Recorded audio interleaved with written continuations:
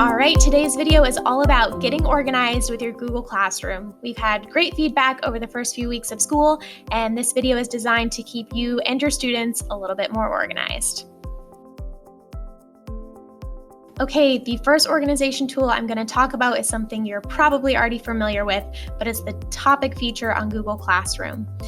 As you can see here, my Classroom Toolkit, Unit 1, Unit 2, and so on and so forth are all topics I created in the Google Classroom. I accomplished that by clicking the Create button, clicking Topic, and titling my topic. You can then click Add, and your new unit will show up at the very top of your classroom. What you'll do then, you can click and drag that unit and place it where it makes most sense in your class. If you have assignments that you find are in the wrong unit or you're wanting to organize them into units, you can do the same with those. You can click any assignment and drag that down to another unit. When it comes to titling these units, it's really important to have some type of consistency. Some teachers have done their topics weekly, by unit, by topic, so it's really up to you. We've definitely seen unit as one of the most popular uses of the topic tool. But what I will recommend when you are titling them would be to put the designation of current next to whatever unit you're currently working on in the class. That way students know exactly where they need to be working from when they come into the classroom. I'll also recommend that past units, you put a starting and an ending date on those units. I completely understand that currently it's hard to know when your units will start and end. That's why I just recommend putting current when it's current and titling them with the dates after they've already passed. Another reason this makes this easy for students, if students can see that Unit 3 is the current unit they're on, they can actually go to this sidebar where all of the topics are listed and just click on Unit 3.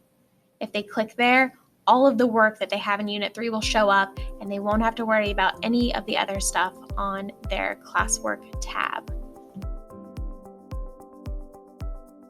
This next one is going to sound silly, but using emojis to organize your classroom can be a big benefit to you and your students. So as we're scrolling through here, you can see several of my assignments have specific emojis next to them to indicate what they are.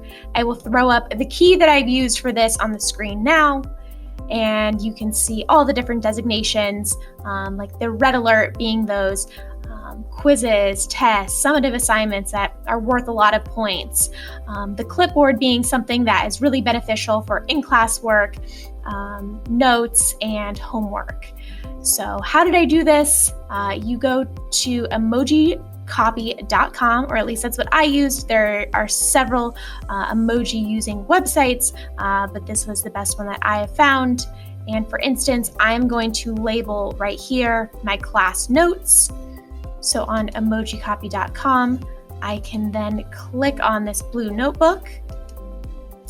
It adds the blue notebook down here, and I click copy. I can then shift back to my classroom and edit this assignment. And I can paste that emoji here and save. So now that indicates to my students that that is simply the class notes for them to look at for this particular unit. I want to touch on it's a classroom stream. The stream should really be used for two purposes. One, for students to ask questions and get responses from either the teacher or their classmates. This could really help save some time answering the same question on email several times by just posting it to the stream. The second tool is the stuff you would usually write on the whiteboard or remind students of in class. This is a great place to post that as well. So you can see right here at the top, I have those emojis, the red alert that there is a Unit 3 quiz coming up. The emojis will draw their attention, and this is just a general helpful reminder for your students.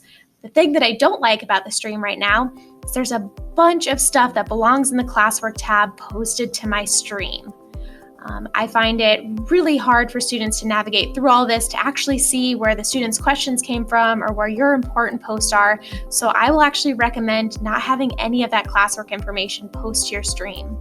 So you can accomplish this by clicking on the settings gear at the top of the page.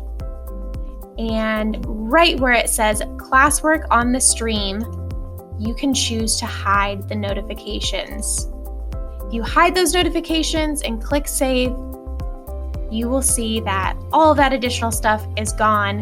The only thing the students will see now are questions they've posted or the things the teacher has posted. I hope this is helpful.